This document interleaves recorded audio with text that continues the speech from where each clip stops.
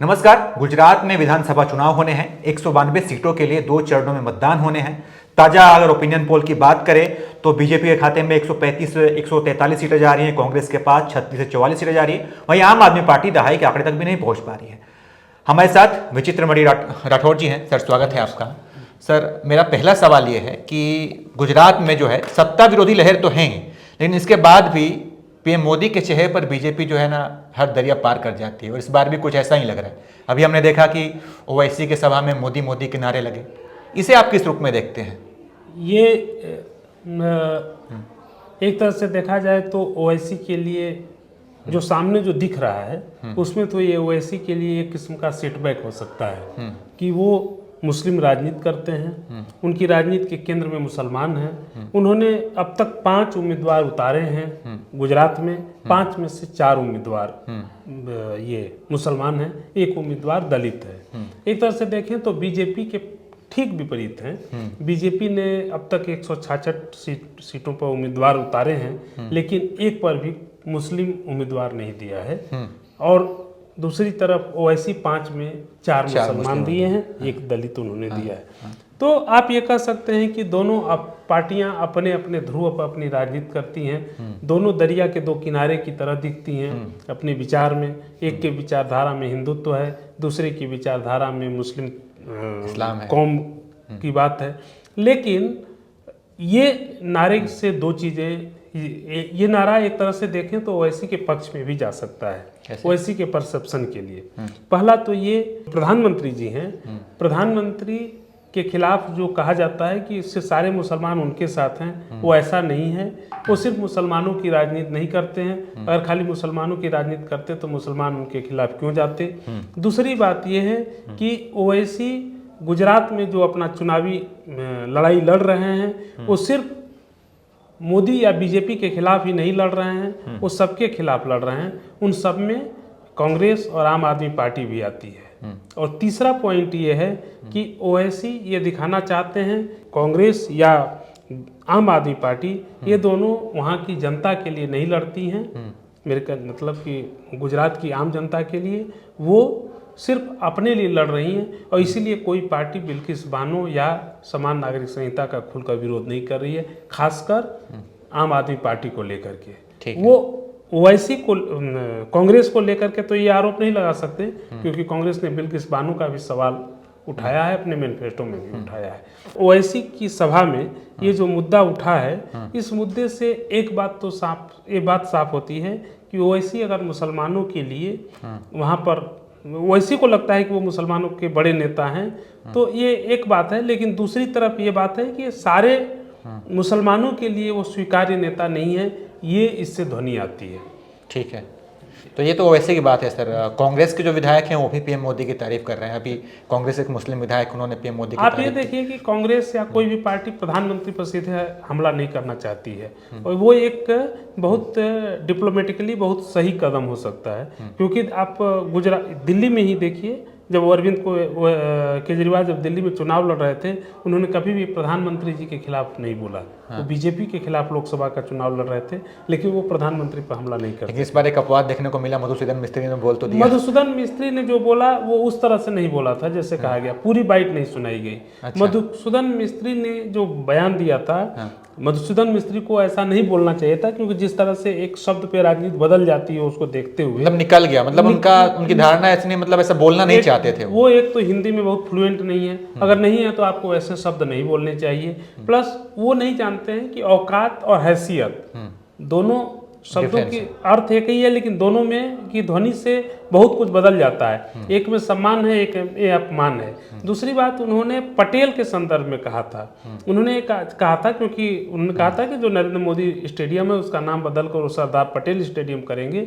उसमें उन्होंने कहा था कि पटेल जी ने पटेल उसमें उनसे पूछा गया था, तो उन्होंने कहा कि ओवैसी माफ कीजिएगा, मोदी को औकात समझ में आ जाएगी वो पटेल से जब उनकी तुलना वाली बात है, पटेल से जोड़ करके उन्होंने कहा था। लेकिन अब इतनी व्याख्या कौन करेगा चुनाव में जाकर। बीजेपी ने इसको मुद्दा बना दिया है, मुद्दा बन गया। हो सकता है कि प्रधानमंत्री जब जाएं गुजरात की सभाओं में तो इस सवाल को उठाएं। सर, बिल्किस बानो का मुद्दा कितना बड़ा है? और ओवैसी उठा रही है, कांग्रेस उठा रही है, लेकिन आम आदमी पार्टी क्यों पीछे हो रही है? आम आदमी पार्टी तो एक तरह से नरम हिंदुत्व पर चल रही है। उसको ये लग रहा है कि हम बीजेपी के विरुद्ध लड़ेंगे तो मुसलमान झक मारकर मुझे वोट देंगे, तो इसलिए वो नहीं उठा रही है। वो नहीं उठा रही है तो एक किस्म की एक बहुत हम कहें तो जो स्तरहीन राजनीति है ये, क्योंकि बिल्किस बानो का मामला बेहद संवेदनशील मामला है। आप एक महिला जिसके साथ सामूहिक बलात्कार हुआ, वो गर्भवती थी, उसके सामने ही उसके 3 साल की बच्ची को मार दिया गया। उसको अगर हम धर्म के नाम पर देखने लगे कि वो 10% मुस्लिम, 10% आबादी वाले मुस्लिम धर्म से आती है और 90% हिंदुओं को उससे क्या लेना देना, तो ये अगर ऐसी सोच है गुजरात में, तो हमें मानना होगा कि एक समाज के रूप में हमारा देश, हमारा राज्य या हम सब लोग बहुत नीचे गिर गए हैं। और ऐसे में फिर चुनाव का कोई मतलब नहीं होता। लोकतंत्र का मतलब ये नहीं है कि बहुमत का आदर है। लोकतंत्र का मतलब ये भी है कि जो कम संख्या में हो उसको भी मर्यादा के साथ, डिग्निटी के साथ जीने का हक हो। और बिल्किस बानो का केस ये बताता है, अगर बिल्किस बानो वाले केस को कोई विपक्ष का नेता नहीं उठाता है तो ये बताता है कि हम एक समाज के रूप में मरे हुए आत्महीन लोग बनते जा रहे हैं।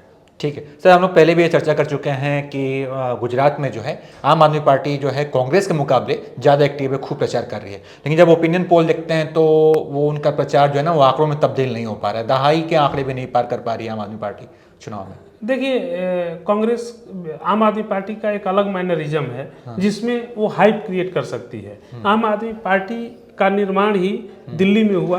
दिल्ली में मीडिया ने उसको उछाला और मीडिया के कंधे पर उचक उचक के वो एक पार्टी बन गई। लेकिन वो पार्टी कभी भी कोई, न तो उस पार्टी का कोई सिद्धांत है, न वो कुछ बुनियादी सवाल को लेकर आगे बढ़ती है। वो अपनी सुविधा के हिसाब से राजनीति करती है। कांग्रेस पार्टी का एक ऐतिहासिक संदर्भ है। वो 137 साल पुरानी पार्टी है। उस पार्टी ने बहुत कुछ इतिहास में उतार चढ़ाव देखे हैं। उस पार्टी का इस राष्ट्र निर्माण में बड़ी भूमिका है। आज भी गुजरात के हर गांव में कुछ न कुछ कांग्रेसी जरूर मिल जाएंगे। और दूसरी बात है कि प्रधानमंत्री नरेंद्र मोदी के बयान से समझिए, प्रधानमंत्री नरेंद्र मोदी ने एक भाषण में बोला कि कांग्रेसियों पर, अपने कार्यकर्ताओं से कहा कि आप लोग कांग्रेसियों पर नज़र रखिए, वो चुपा चुपा प्रचार कर रहे हैं। अच्छा। ये चुपचाप प्रचार करने का मतलब, प्रधानमंत्री जैसे कुशल राजनेता अगर बहुत बारीकी से देख पा रहे हैं कि कांग्रेस चुपचाप प्रचार कर रही है, तो कई बार चुपचाप प्रचार शोर वाले प्रचार से ज़्यादा मारक साबित हो जाता है। सर, गुजरात में अगर बीजेपी वापसी कर रही है, जैसे ओपिनियन पोल बता रहे हैं हमें, तो आपको क्या लगता है कि अगर बीजेपी वापसी करते गुजरात में तो उसके पीछे की सबसे बड़ी वजह क्या होगी? केवल एक ही वजह पीएम मोदी ही, या फिर कुछ और बड़ी वजह मानते हैं आप? लोग मानते हैं कि प्रधानमंत्री मोदी उसके सबसे बड़े हैं, लेकिन मैं समझता हूं कि उसका सबसे बड़ा कारण कांग्रेस की निष्क्रियता होगी। कांग्रेस अगर निष्क्रिय नहीं होती तो स्थितियां इतनी खराब नहीं होती। कांग्रेस की निष्क्रियता से ही चीज़ें बिगड़ी हैं, खासकर कांग्रेस का नेतृत्व। आप पिछली बार कांग्रेस ने बीजेपी को कांटे की टक्कर दी थी। 5 साल हो गए। 5 साल में प्रधानमंत्री कई बार गुजरात गए, गृह मंत्री गए, बीजेपी के तमाम नेता लगे रहे, लेकिन कांग्रेस ने गुजरात को लावारिस छोड़ दिया। ये राहुल गांधी का काम था, सोनिया गांधी तो ये प्रियंका गांधी का काम था। इन लोगों को चाहिए था कि ये लोग गुजरात में हर महीने 2 महीने पर एक यात्रा करते, नेताओं से जुड़े रहते, वहाँ के लोगों के सवालों से अपने को जोड़ते, एकाकार करते। कांग्रेस ने वैसा नहीं किया। इसीलिए अगर ये जीत होती है तो प्रधानमंत्री मोदी की छवि बीजेपी के लिए जरूर है, लेकिन इस पूरी जीत में कांग्रेस की निष्क्रियता ज़्यादा महत्वपूर्ण फैक्टर साबित होगी। ठीक है, तो गुजरात में अगर बीजेपी सरकार बनाती है तो उसके पीछे एक बड़ी वजह ये होगी कि कांग्रेस पार्टी की निष्क्रियता एक बड़ी वजह मानी जाएगी। तो आपने इन मुद्दों पे को जाना कि गुजरात में मुद्दे क्या हैं और किन मुद्दों पे वोट डाले जाएंगे और गुजरात में किसकी लहर है, इसको आपने समझा। बाकी आप क्या सोचते हैं कमेंट करके हमें ज़रूर बताइए और तमाम अपडेट्स के लिए आप देखते रहिए ABP लाइव।